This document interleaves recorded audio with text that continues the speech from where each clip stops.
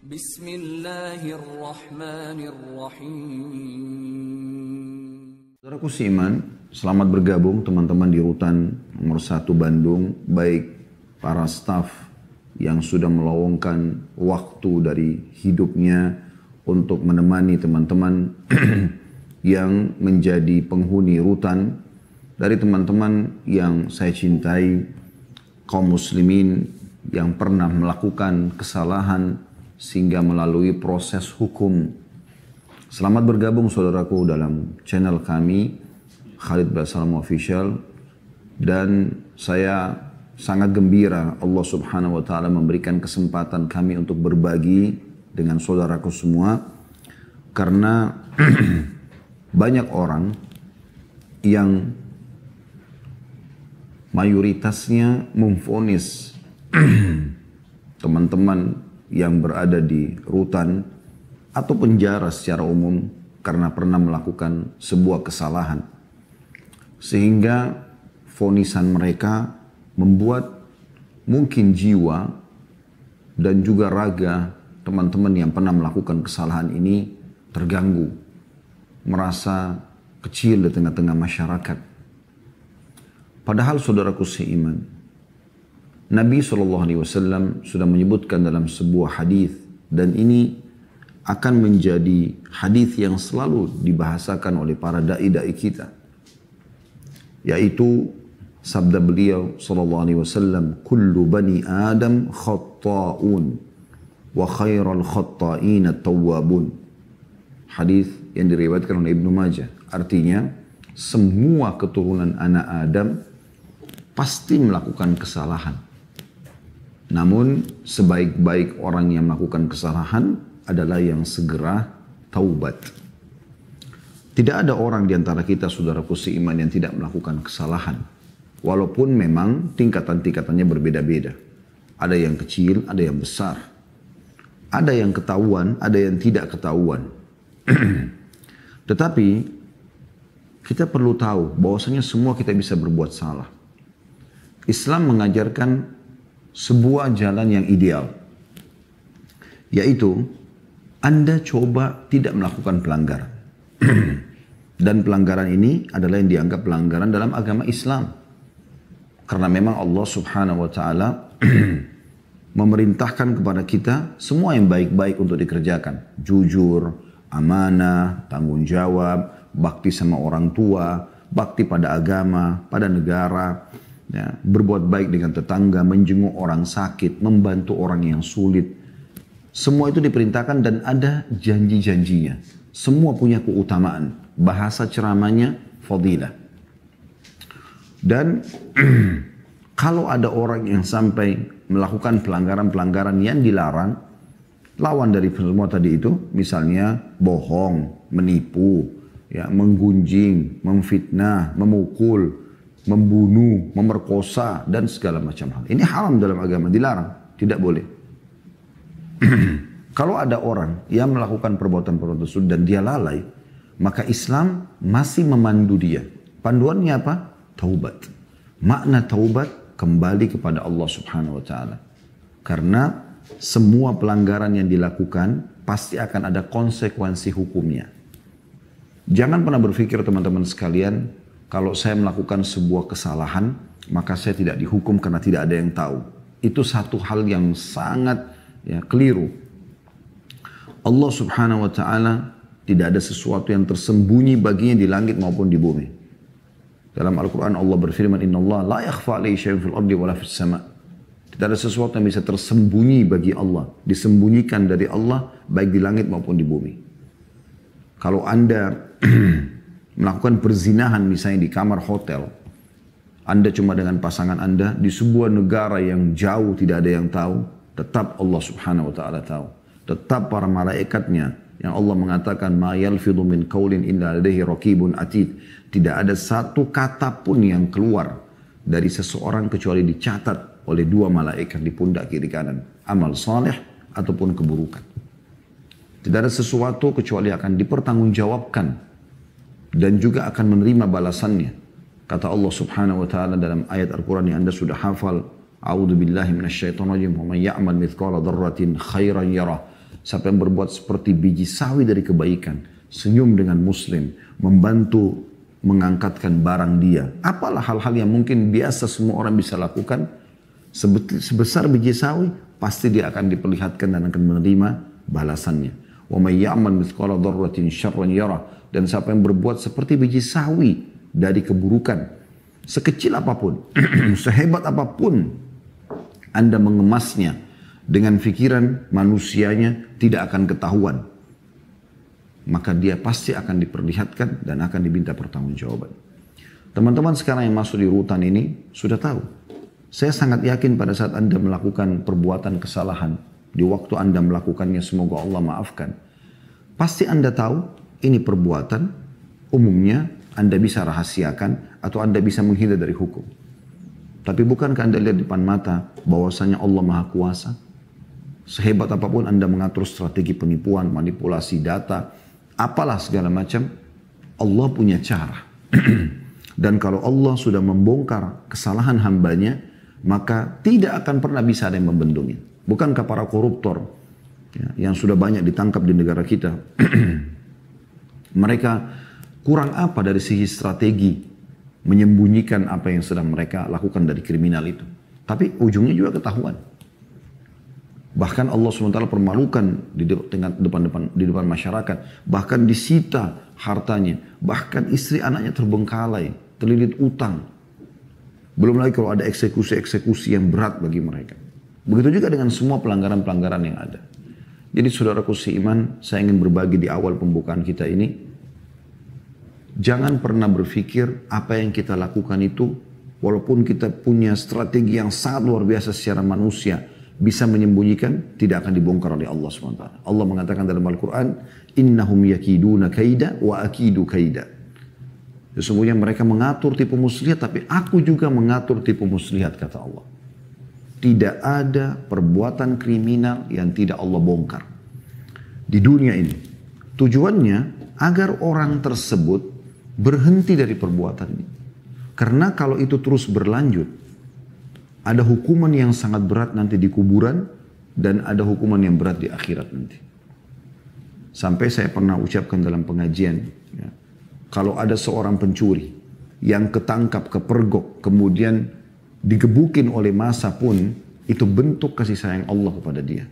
Mungkin Anda bertanya, kenapa Ustadz bilang orang digebukin, ketangkap, lalu dia bentuk kasih sayang Allah Subhanahu wa ta'ala? Ya saudaraku, bentuk kasih sayang Allah.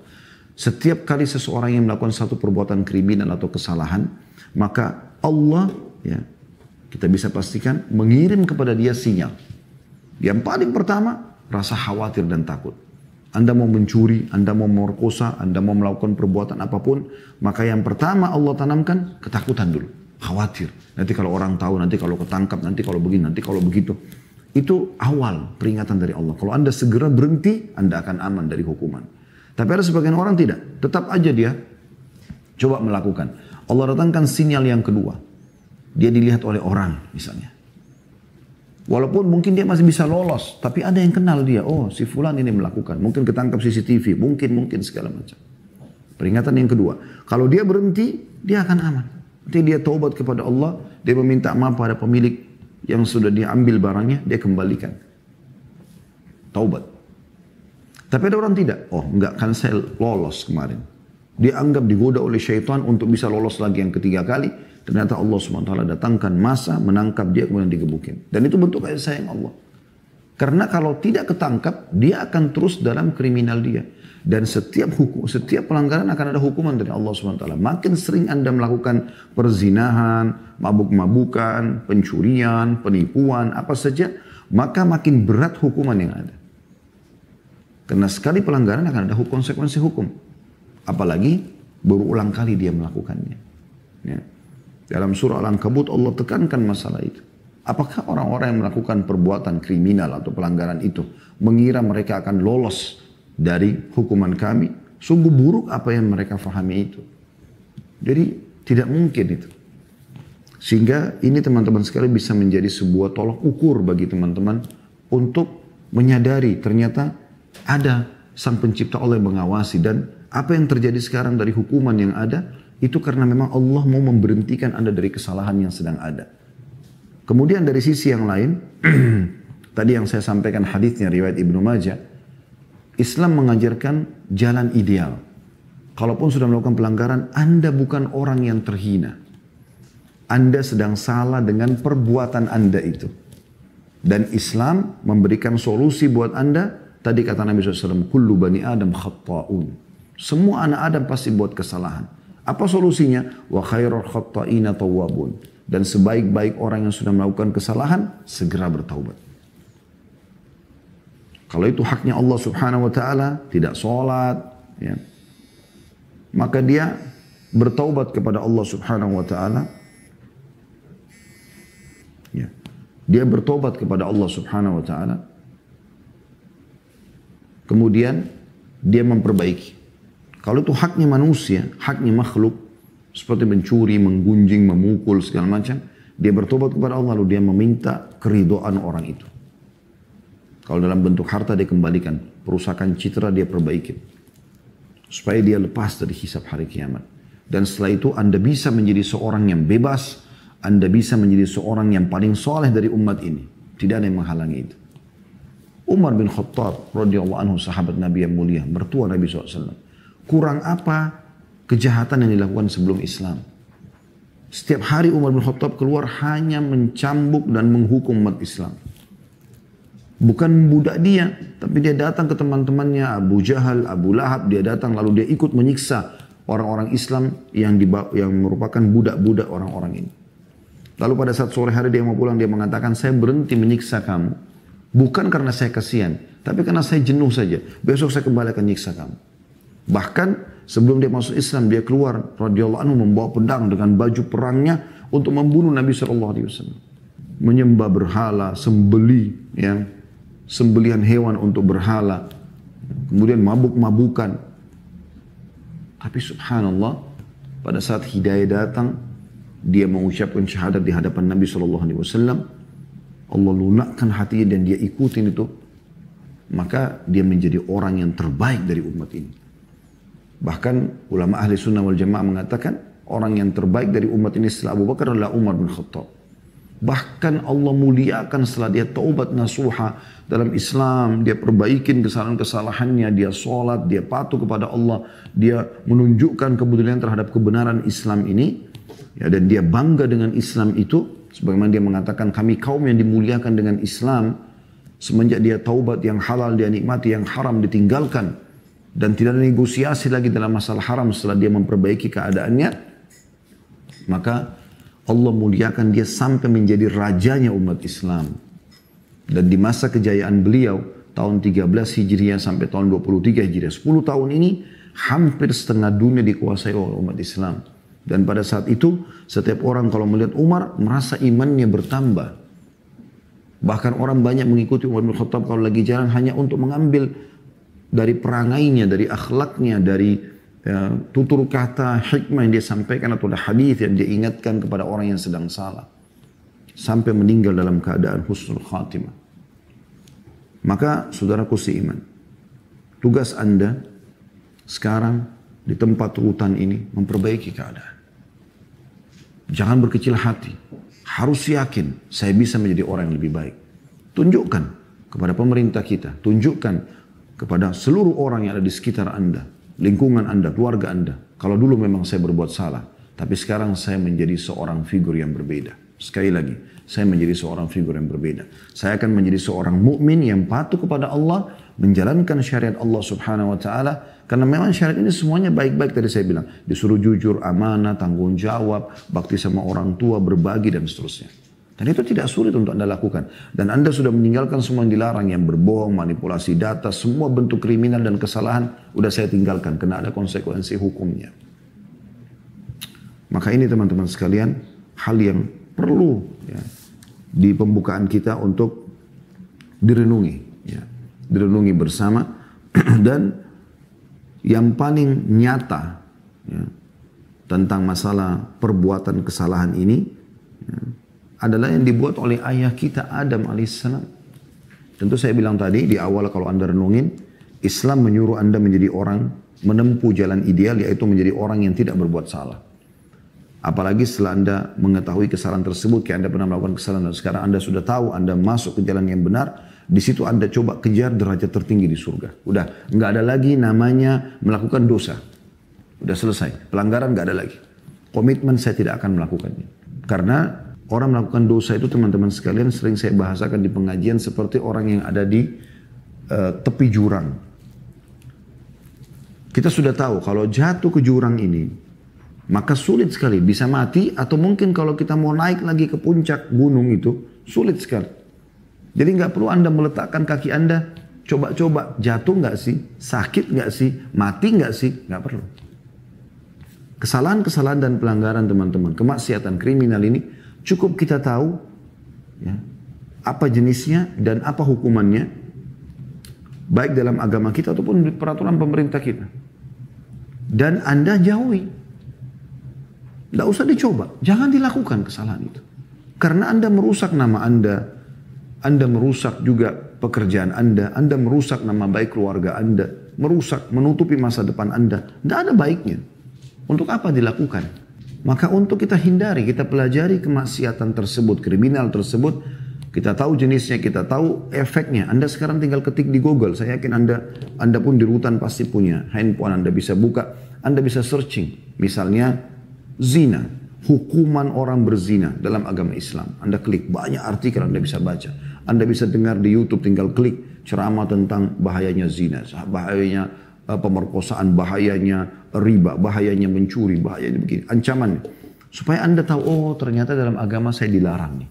Dan wahyu itu berbicara dengan hati manusia.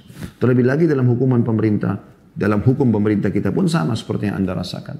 Kemudian amal saleh, perbuatan-perbuatan yang dianjurkan dalam Islam, jujur, amanah, tanggung jawab tadi semuanya itu Anda pelajari, ketik keutamaan jujur, keutamaan amanah, keutamaan bakti, keutamaan sedekah, keutamaan ini dan itu. Lalu Anda jadikan sebagai pegangan hidup. Ayah kita Adam AS berbuat salah. Jadi bukan mustahil kita pun bisa berbuat salah gitu.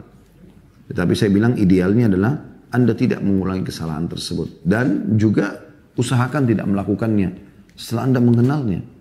Udah, Anda sekarang menjadi orang yang patuh. Allah subhanahu wa ta'ala menggambarkan tentang Nabi Adam AS dalam surah Thaha. Surah nomor 20 ayat 121 sampai 127. Silakan kalau Anda punya aplikasi Al-Quran di handphone dibuka. Saya ulangi kembali surah Thaha, surah nomor 20, ayatnya 121 sampai 127. Saya akan bacakan. A'udzu billahi minasyaitonir rajim. Wa 'asa Adamu rabbahu faghawa. Thumma ijtabahu rabbuhu fataba 'alaihi wa hada. قال اهبطا منها جميعا بعضكم لبعض عدو فإما يأتينكم مني هدى فمن اتبع هداي فلا يضل ولا يشقى ومن أعرض عن ذكري فإن له معيشة ضنكا ونحشره يوم القيامة أعمى قال رب لما حشرتني أعمى وقد كنت بصيرا قال كذلك أتتك آياتنا فنسيتها وكذلك اليوم تنسى وَكَذَلِكَ نَجْزِي مَنْ أَسْرَفَ وَلَمْ يُؤْمِنْ بِآيَاتِ رَبِّهِ وَلَعَذَابُ الْآخِرَةِ أَشَدُّ وَأَبْقَى. Terjemahannya, dan Adam pun mendurhakai Rabb-nya, maka dia sesat. Nabi Adam manusia pertama diciptakan oleh Allah SWT. Dimasukkan ke dalam surga, lalu Allah mengatakan nikmati semua di sini Adam. Makan, minum, pakaian, istana, dayang-dayang, nikmati semuanya. Hanya satu. Jangan sentuh pohon ini. Itu cobaan dari Allah Subhanahu wa ta'ala. Jangan sentuh. Karena ini akan membuat kau terhina kalau kau melanggar itu. Tapi iblis datang membisikkan kepada Adam alaihissalam, kau tidak dilarang makan dari pohon itu kecuali kalau kau makan kau akan jadi kekal. Maka tergodalah Adam lalu dia melakukan atau memakan buah tersebut. Akhirnya Allah mengatakan Adam pun mendurhakai Rabb-nya. Maka ia sesat. Padahal bisa dibayangkan teman-teman sekalian, seluruh yang di surga, semua pohon, beribuan mungkin jutaan pohon, nikmati Adam. Istana, dayang-dayang, pakaian, nikmati. Hanya satu nih jangan dilakukan. Begitu memang kehidupan kita teman-teman sekalian. Jadi kalau kita lihat yang halal dan yang haram, kita akan temukan yang halal jauh lebih banyak. Yang haram itu sedikit, hanya sebagai cobaan.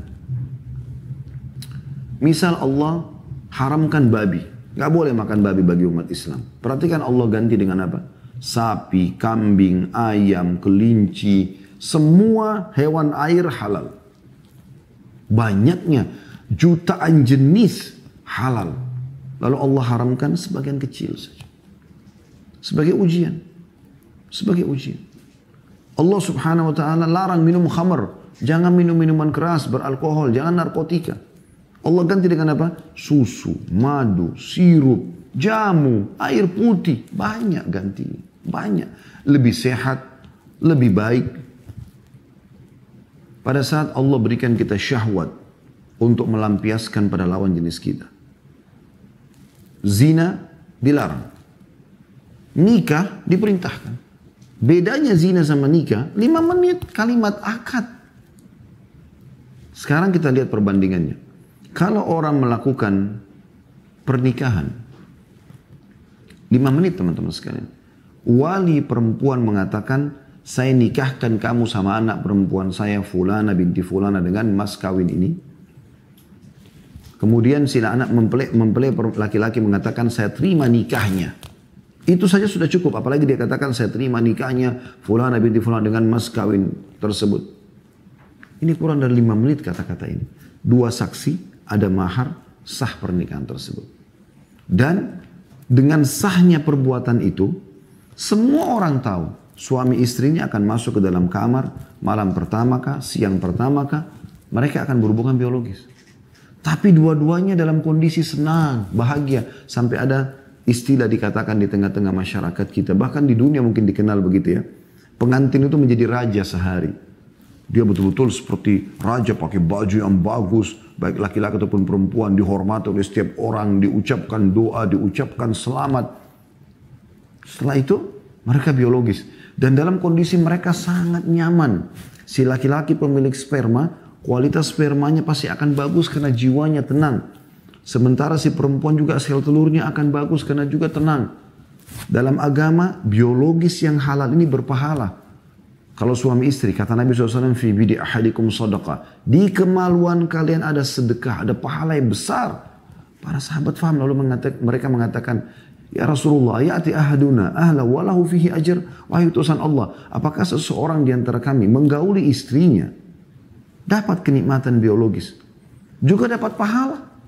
Kata Nabi SAW, ara'aitum lawadatumu fil haram alakumul wizr. Bukankah kalau kalian letakkan pada yang haram, zina, bukan istri yang halal, bukan suami yang halal, dapat dosa, dosanya besar lagi zina itu. Kata para sahabat, iya ya Rasulullah. Kata Nabi SAW, wa kadzalika fil halal, begitu juga pada yang halal. Sudah jiwanya tenang, akhirnya kualitas sperma yang merupakan nanti bibit manusia, sel telur yang akan menjadi kantong buat nampung janin itu. Nah, berkualitas bagus karena jiwanya tenang. Secara medis pun orang kalau biologis jiwanya tenang, maka akan bagus, gitu kan? Akan berpengaruh bagus pada kualitas sperma dan sel telur dan juga akan generasi yang lahir juga akan baik. Selain itu berpahala. Dan subhanallah pada saat istrinya hamil, apa yang terjadi? Dua-duanya gembira, keluarganya gembira, ya. Namanya harum di masyarakat dan menjadi sebuah kebanggaan untuk punya anak, ya.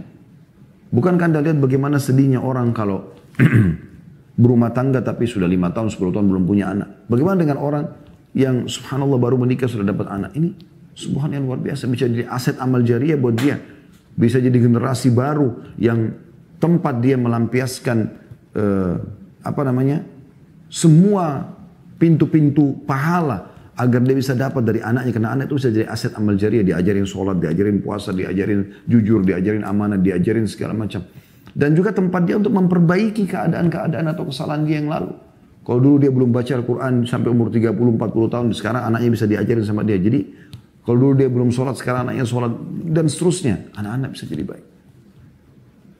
Dan terus menerus menjadi sesuatu yang baik dalam rumah tangga. Setiap detiknya bisa menjadi pahala. Saling melayani di antara suami istri. Coba bandingkan dengan zina. Zina, orang kalau mau melakukan dua-duanya dalam kondisi takut. Masuk hotel sembunyi-sembunyi, takut ketahuan. Ya. Sehingga kualitas spermanya terganggu, kualitas sel telurnya terganggu. Beda kan dengan nikah. Juga pada saat mereka lakukan biologis karena jiwanya terganggu ketakutan, tidak senikmat kalau orang sedang tenang, lagi fresh, suami istri. Kemudian juga berdosa besar zina itu. Yang lebih jauh lagi efeknya kalau sampai hamil di luar nikah. Dua-duanya malu, keluarganya malu. Anak yang lahir nanti nggak jelas statusnya. Bisa dikatakan anak haram atau anak zina. Dan terus-menerus menjadi sebuah polemik dalam hidupnya dia. Lalu pertanyaan sederhana, kenapa yang haram saudaraku? Kenapa bukan yang halal? Kalau seandainya Allah subhanahu wa ta'ala memberikan kepada kita, ya tolong direnungi baik-baik. Memberikan kepada kita syahwat, keinginan untuk makan daging. Tapi semua daging haram, wajar Anda melanggar. Tapi tidak, digantikan haram itu cuma sedikit. Seperti Nabi Adam kasusnya, cuma satu pohon, yang lainnya boleh. Cuma babi, anjing yang bertaring, yang lainnya semua boleh. Allah sebutkan. Khamar, narkotika yang bisa merusak kesehatan jiwa, raga. Diganti dengan banyak. Minum, kenapa bukan minum susu? Kenapa bukan minum madu? Sehat. Ya? Daripada zina, syahwat kepada pasangan yang dilampiaskan sehingga banyak efek negatif. Kenapa enggak nikah? Dan perlu Anda tahu, Indonesia termasuk negara yang sangat mudah untuk menikah, teman-teman sekalian. Kita bisa menikah dengan perangkat alat sholat. Pergi ke kampung-kampung, cari kiainya, cari gurunya, cari ustadznya, minta tolong dibantu. Bercocok tanam depan rumah, pelihara ayam, pelihara itik, pelihara ikan. Banyak bisa dilakukan. Bekerja jadi buruh bangunan, yang penting halal. Banyak bisa dilakukan. Saya beberapa kali datang beberapa negara ya di luar di dunia ini, masya Allah yang Allah mudahkan kaki saya injakkan. Saya terheran-heran melihat pernikahan mereka sampai orang biasa gitu, pernikahannya harus di atas 1 miliar, 2 miliar, sekian miliar. Jadi kadang-kadang mereka jadi repot untuk menikah. Begitu luar biasanya Allah berikan saudaraku. Saya ulangi kembali kepada ayat tadi. Kita kembali surat Toha 121 tadi. Dan Adam pun mendurhakai Robnya, maka dia sesat. Kemudian Robnya memilihnya, memberikan petunjuk padanya, maka dia menerima taubatnya. Adam merasa bersalah. Dalam ayat yang lain, Nabi Adam mengatakan, Rabbana zalamna anfusana. Wahai Tuhan kami sudah menzalimi diri kami. Dengan kesalahan ini kami salah. Mengaku itu. Rabbana zalamna anfusana wa illam taghfir lana wa tarhamna lanakunanna minal khasirin. Kalau kau tidak maafkan kesalahan kami, maka kami akan tergolong orang-orang yang rugi. Lalu Allah menerima taubat itu. Luar biasanya dalam Islam teman-teman sekalian, Allah sangat senang dengan taubat Anda. Garis bawah itu. Kapan Anda selesai pengajian ini, Anda wudhu, Anda sholat 2 rakaat, niat sholat taubat. Kata Nabi SAW, tidak ada seorang hamba melakukan kesalahan.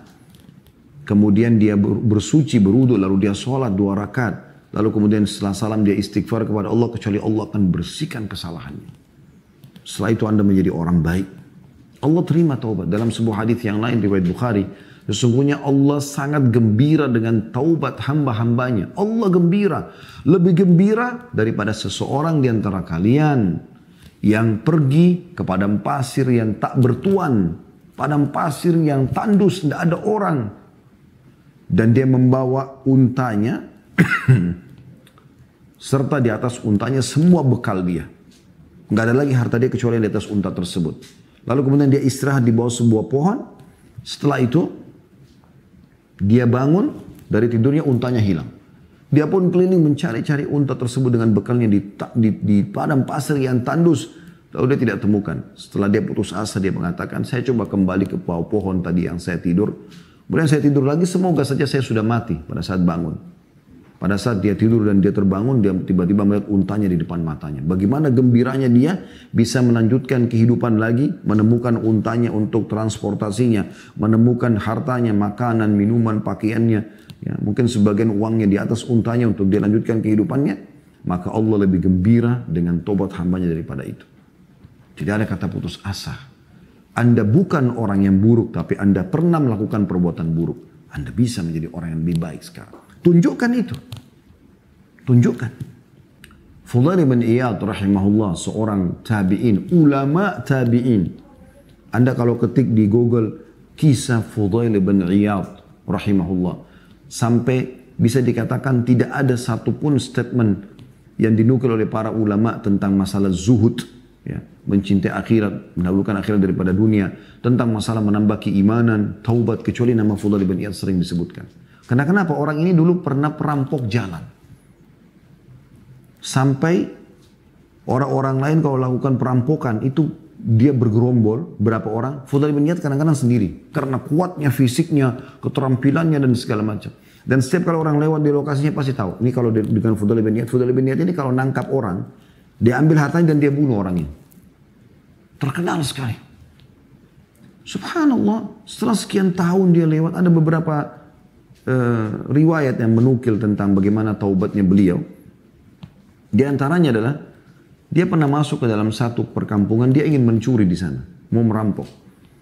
Kemudian dia naik di tembok rumah seseorang, orang itu lagi sholat malam dan dia membaca ayat alam ya'ni lilladzina amanu an takhsha qulubuhum bidzikrillah. Belumkah tiba saatnya bagi orang beriman untuk lunak hatinya?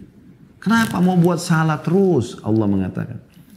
Fudail bin Iyad tiba-tiba tersentuh dengan ayat itu, lalu kemudian dia turun dari tembok tidak jadi mencuri. Dan dia bingung mau kemana. Dia masuk. Kemudian dia lihat masjid, dia masuk di masjid. Zamannya beliau belum ada lampu kayak kita sekarang. Gelap gulita.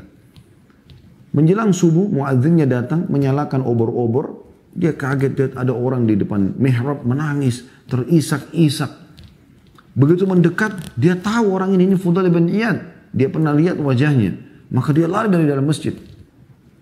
Jemaah yang lain pada dekat dengan masjid. Kemudian pada berkata, ada apa wahai muadzin? Kenapa kau lari? Dia bilang dalam masjid ada Fudail bin Iyad. Orang semua dengar Fudail bin Iyad, luar biasa. Orang ketakutan. Ketakutan semua karena tahu ini orang pembunuh. Dia ambil harta orang, dia bunuh. Dia bukan hanya sekedar ngambil hartanya lalu disuruh pergi. Enggak. Jadi seperti itu luar biasa keburukannya. Tapi karena waktu subuh sudah masuk, akhirnya orang-orang sepakat sudah kita harus masuk ke masjid. Kalau tidak subuh telat.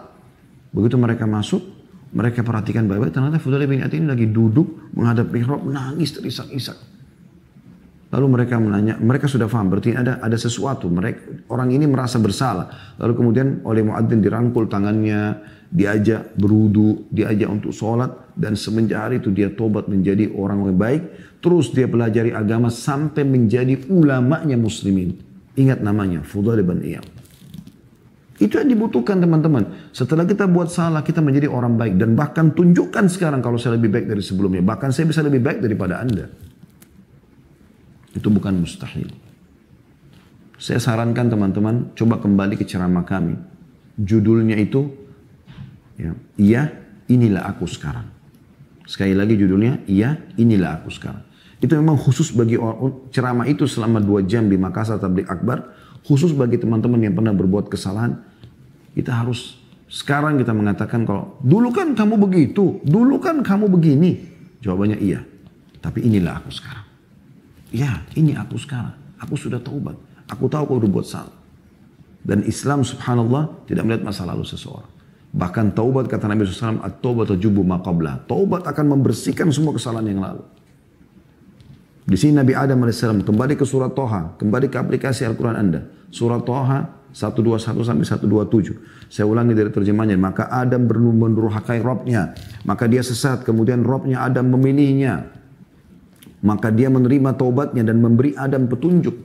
Seperti Anda sekarang dengarkan ceramah, Anda dapat petunjuk. Anda tahu, oh ternyata saya masih bisa jadi baik. Masih bisa saya perbaikin. Tidak ada kata terlambat. Bahkan bisa menjadi terbaiknya umat ini.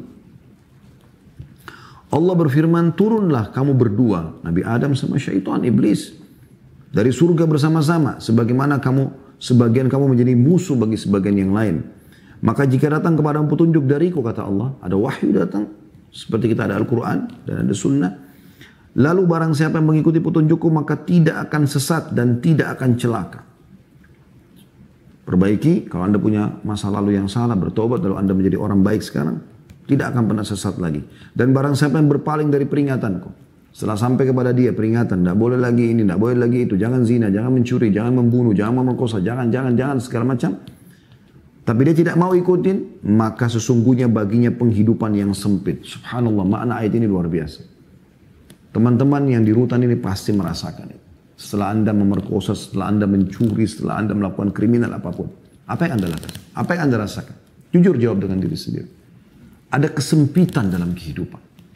Biar kita berada di bangunan yang mewah, biar kita memegang sekian miliar uang curian, gak ada ketenangan jiwa. Gak ada ketenangan jiwa. Allah sudah bilang, baginya penghidupan yang sempit. Sempit dadanya. Sumpek. Suntuk. Dan harta yang diambil pun habis tanpa ditahu dipakai kemana. Tiba-tiba kita tahu sudah habis. Mohon maaf. Dan kami akan mengumpulkannya pada hari kiamat dalam keadaan buta. Kita semua akan dibangkitkan. Rukun iman Anda yang kelima dalam Islam, iman kepada hari kiamat. Kita akan dibangkitkan. Anda kalau sholat baca, Malik Yaumiddin. Allah Raja hari kebangkitan, hari pembalasan. Akan dibangkitkan di sana. Maka dia akan dibangkitkan dalam kondisi buta. Dia tidak tahu dari sisi mana akan datang siksaan kepadanya. Lalu dia berkata, ya Robku, mengapa engkau menghimpunku, membangkitkanku dalam keadaan buta, padahal aku dahulu di dunia melihat. Allah berfirman, demikianlah telah datang kepadamu ayat-ayat kami. Kami sudah peringatkan mana yang boleh, mana yang halal dinikmati, mana yang haram dijauhi. Maka kamu melupakannya. Kamu gak mau dengar diingatkan. Jangan saudaraku, jangan begini, jangan begitu.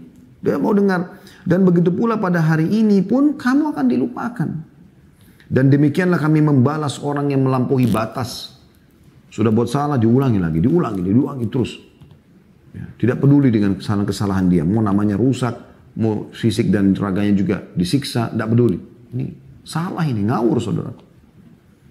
Begitulah kami membalas orang yang melampaui batas dan tidak percaya terhadap ayat-ayat Rabb-Nya. Dan sungguhnya azab di akhirat lebih berat dan lebih kekal. Ini yang luar biasa.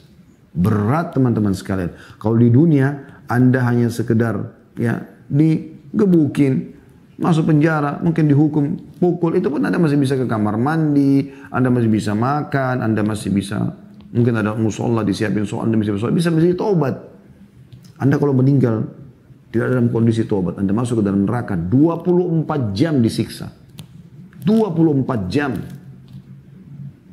Coba buka, tadi surat Allah sudah selesai, buka surat Tahrim, surah nomor 66 ayat 6. Saya ulangi, surat Tahrim, surah nomor 66 ayat 6. A'udzu billahi minasyaitonir rajim. Ya ayyuhalladzina amanu qu anfusakum wa ahlikum nara wa quduha an-nas wal hijara 'alaiha malaikatun ghiladun shidadun la ya'sunallaha ma amara wa yaf'aluna ma yu'marun. Hai orang beriman, selamatkan dirimu dan keluargamu dari api neraka yang bahan bakarnya bukan lagi arang ya, bahan bakarnya manusia dan batu, dijaga oleh malaikat-malaikat yang keras, yang kasar, yang tidak pernah menolak apa yang Allah perintahkan dan selalu mengerjakan apa yang Allah titahkan. Potong-potong, siksa-siksa dan 24 jam. Ada sebuah hadis teman-teman sekalian dan Anda bisa kembali mendengarkan kalau ikuti di YouTube ceramah kami di Khalid Basalamah Official. Ada playlist cari bedah buku Rasulullah SAW cerita tentang surga dan neraka. Ini bukunya. Dan ini setiap hari Senin sore ya, kami bedah ini jam 4 sore. Sekarang di bab terakhir masalah bab neraka. Itu luar biasa. Ada judul di situ teman-teman, tangisan ahli neraka. Ini luar biasa. Kata Nabi SAW, ahli neraka akan memanggil, ya, akan memanggil malaikat-malaikat penjaga neraka, ya, di tangisan ahli neraka. Akan memanggil malaikat-malaikat. Saya bukakan bukunya supaya lebih jelas. Dikatakan dalam sebuah riwayat, Abdullah bin Amr radhiyallahu anhu menuturkan ahli neraka memanggil malaikat. Tapi mereka tidak memenuhi panggilan ahli neraka itu selama 40 tahun. Jadi kayak Anda sekarang di rutan ini, manggil penjaga penjara, Pak, tolong Pak. Anda kan bisa direspon, iya ada apa, mau butuh apa, gitu kan. Tapi di neraka nanti lagi disiksa, api semuanya, panas sana sini, jeritan orang sana sini. Luar biasa siksaannya. Hangus badan Anda dikembalikan lagi utuh begitu. Tidak mati. Tapi pada saat panggil mau minta tolong, panggil malaikat. Malaikat tidak jawab selama 40 tahun. Jadi 40 tahun tersiksa terus. Kemudian malaikat setelah 40 tahun mengatakan, sesungguhnya kalian menetap selamanya. Percuma negosiasi sama saya. Tidak ada negosiasi, tidak ada sogokan, tidak ada apa-apa. Siksaan selamanya. Makanya Allah bilang tadi di akhir surat Thaha tadi, sesungguhnya siksaan akhirat lebih kekal dan lebih keras. Lebih keras dan lebih kekal. Kemudian mereka memanggil Rabb mereka. Mereka panggil Allah. Sifatnya Allah itu Ar-Rahman, Ar-Rahim dalam surah Al-Fatihah. Maha pengasih, maha penyayang. Tapi jangan lupa, Allah juga itu syadidul iqab. Allah sangat berat siksaan. Mereka yang masuk neraka itu lalu manggil Rabbnya sambil mengatakan, Rabbana akhrijna minha fa'in udna fa'inna zalimun. Wahai pencipta kami, wahai Rabb kami, Tuhan kami. Keluarkanlah kami dari neraka ini. Kalau kami setelah itu pun dikembalikan ke dunia, kami masih buat kesalahan, sesungguhnya kami adalah orang-orang yang sangat bodoh, zalim. Apa kata Nabi Muhammad SAW? Allah tidak menjawab mereka seperti lamanya dunia. Ya. Bumi ini sudah tua, miliaran tahun umurnya. Kita ini manusia makhluk terakhir Allah ciptakan. Sebelum kita sudah ada jin. Makanya waktu Nabi Adam AS diciptakan ada iblis. Tidak mau sujud kan gitu. Jadi hewan-hewan, tumbuh-tumbuhan, lautan, gunung, sudah ada semua ini. Makanya kalau orang menemukan, ilmu menemukan fosil sekian ratus tahun, sekian miliar tahun itu masuk akal. Ya. Allah tidak menjawab mereka seumur dunia. Berapa miliar tahun itu.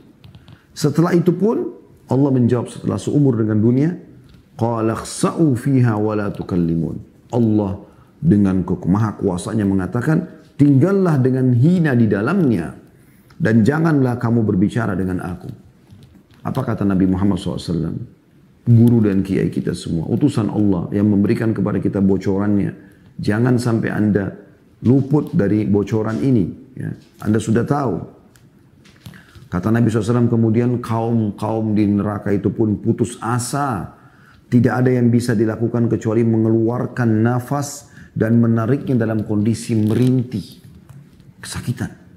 Suara mereka menyerupai suara keledai. Mula-mulanya mengeluarkan nafas dan akhirnya menariknya dengan merintih. Hadis ini sahih diriwayatkan oleh At-Tabarani. Hadis yang lain, Abdullah bin Qais radhiyallahu anhu mengatakan, Rasulullah SAW bersabda, Inna ahlan nari la yabkun. Sesungguhnya penghuni neraka itu pasti akan menangis. Hatta lau ujriyatis sufunu fi dumu'ihim lajarat.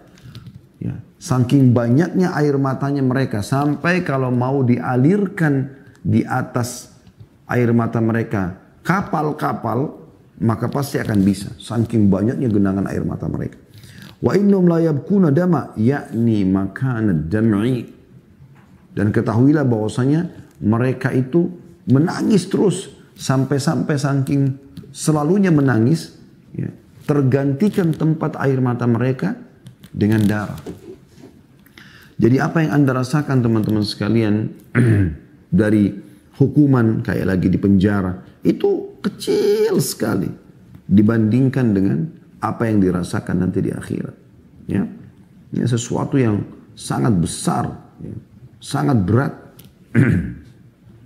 Baik teman-teman sekalian, saya akan coba masuk kepada hikmah, judul kita hikmah dari dosa dan kesalahan. Sudah semestinya Anda sekarang mengambil hikmah, mengambil pelajaran dari apa yang terjadi. Jangan keluar dari rutan, ulangi lagi. Dan terus terbawa dengan bisikan syaitan, oh nggak apa-apa. Toh nanti juga mungkin dulu saya ketangkap, sekarang saya atur strategi supaya saya nggak ketangkap. Ketangkap teman-teman sekalian. Ketangkap. Dan itu bentuk kasih sayang Allah tadi supaya Anda berhenti. Tapi untuk apa Anda menghabiskan waktu Anda di rutan? Untuk apa? Kenapa Anda tidak habiskan seperti manusia di luar sana yang enak? Bebas. Bisa mengembangkan ide-idenya, bisa silaturahim keluarga, bisa punya pasangan, bisa kumpul sama mereka, menikmati biologis yang halal, punya keturunan, bisa Anda didik anak-anak Anda. Anda bisa menambah ilmu, bisa banyak sekali Anda bisa lakukan. Anda lah yang telah masukkan diri Anda ke tempat ini. Maka teman-teman sekalian ambil hikmah, ambil pelajaran. Oh, saya dulu lakukan ini, maka sekarang saya tidak boleh lakukan lagi. Tidak boleh. Kata Nabi SAW, tidak boleh orang mukmin jatuh di lubang 2 kali, di lubang yang sama. Tidak boleh. Sekarang menjadi orang yang lebih baik, bahkan menjadi orang terbaik dari umat ini dan penduduk Indonesia yang baik. Bisa. Tidak ada kata tidak bisa. Bisa. Sangat bisa. Karena orang akan melihat Anda sekarang, bukan Anda yang lalu. Di antara hikmah teman-teman yang bisa diambil adalah disebutkan oleh Ibnu Taimiyah rahimahullah dalam Minhajus Sunnah.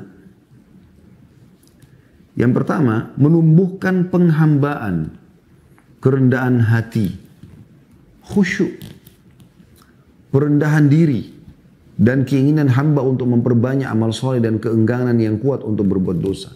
Itu di antara hikmah yang pertama. Anda kalau sudah melakukan kesalahan, apalagi Anda kebekuk, Anda ketangkap, maka Anda dikurung di tempat seperti sekarang ini. Semua itu teman-teman akan memunculkan perasaan rendah hati akhirnya. Oh, ternyata saya kena hukum juga gitu. Ya.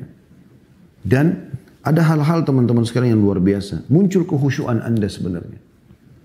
Konsentrasi dalam ibadah.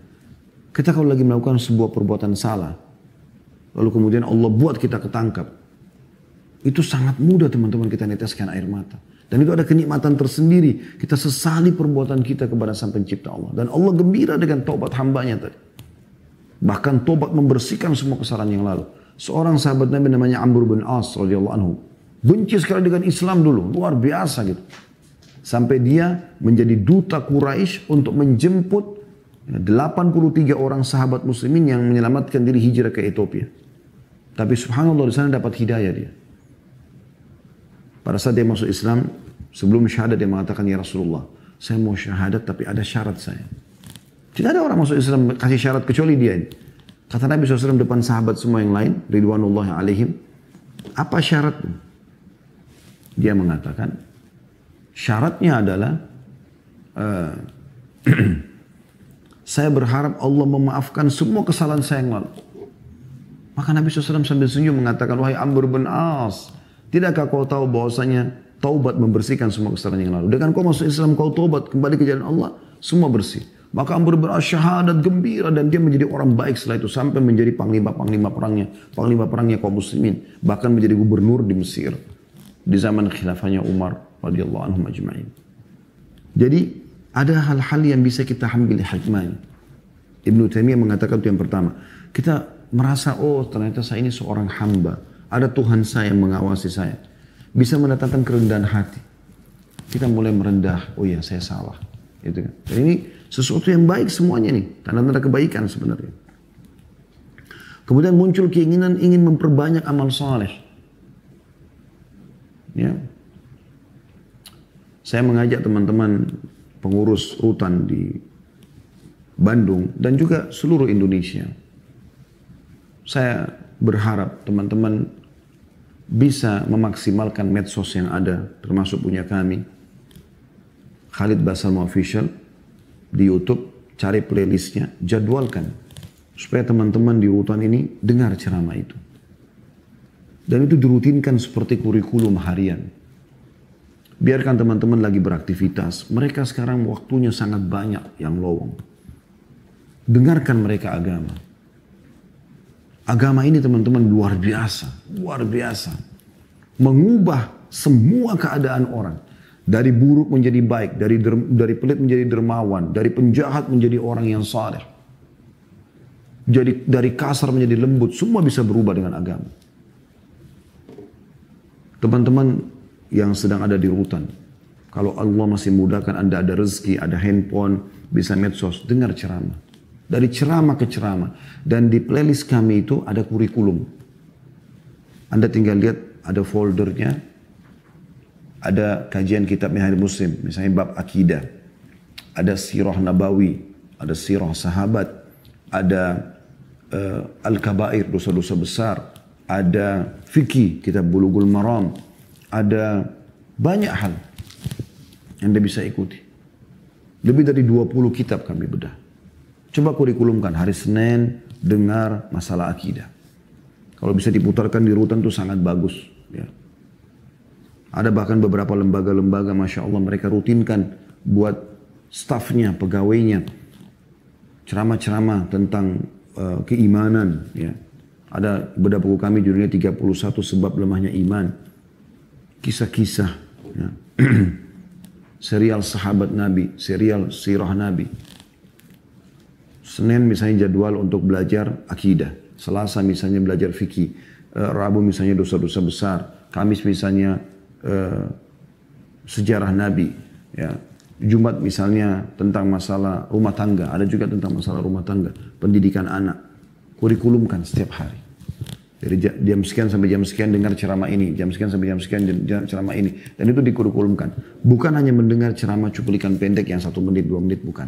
Memang betul-betul belajar.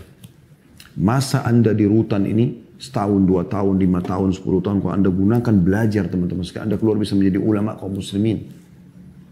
Tunjukkan Anda menjadi orang yang baik. Di Saudi, di penjara-penjara di Saudi itu. Seringkali interaksi terjadi antara teman-teman yang sedang diuji oleh Allah SWT melakukan kriminal ini dengan para ulama. Sekarang kita bisa dengan medsos seperti ini. Ada di antara mereka hafal 30 juz Al-Quran dalam penjara. Teman-teman pengurus rutan bisa datangkan para penghafal Al-Quran.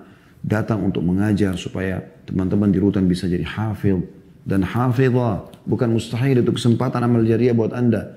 Kesempatan buat Anda, wahai saudaraku yang sudah melakukan kesalahan, untuk menunjukkan kepada negara kita, pemerintah kita, masyarakat sekitar Anda, keluarga Anda, saya sekarang orang baik. Banyak jalan melakukan itu.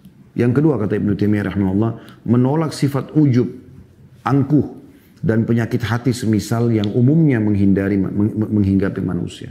Dengan kita hikmat terjadinya kesalahan ini, kita jadi tidak angkuh lagi. Dulunya kita sombong, seorang preman, jagoan. Sekarang ditangkap, dibekuk. Nah. Dulu merasa punya jabatan, punya banyak bodyguard. Sekarang dibekuk. Permalukan oleh Allah Subhanahu Wa Taala. Ingat, Allah Maha Kuasa. Sifat Allah itu Maha Melihat, Maha Mendengar, Maha Mengetahui. Tidak ada yang tersembunyi bagi Allah. Dan Allah punya cara. Anda hanya ujungnya akan mengatakan, kok bisa? Ini bahasa kebodohan ini. Ya. Mohon maaf saya bahasakan ini. Kok bisa? Bisa. Kuasa Allah. Makanya jangan merasa diri pintar. Allah mengawasin Anda. Allah mengatakan, وَنَحْنُ أَقْرَبُ إِلَيْهِ مِنْ حَبْلِ الْوَرِيدِ. Kami lebih dekat kepada manusia daripada urat lehernya sendiri. Dan surga yang akan menjadi target orang beriman pada saat meninggal nanti. Tempat abadi, dayang-dayang, istana yang luas dan segala macam. Anda bisa ikuti di playlist YouTube tadi. Bedah buku ini ya. Rasulullah SAW cerita tentang surga dan neraka. Ada 30 pasal bahas tentang surga. 30 pasal bahas tentang neraka. Itu orang teman-teman. Mau masuk surga, gampang. Mau masuk neraka juga gampang. Kata Nabi SAW apa?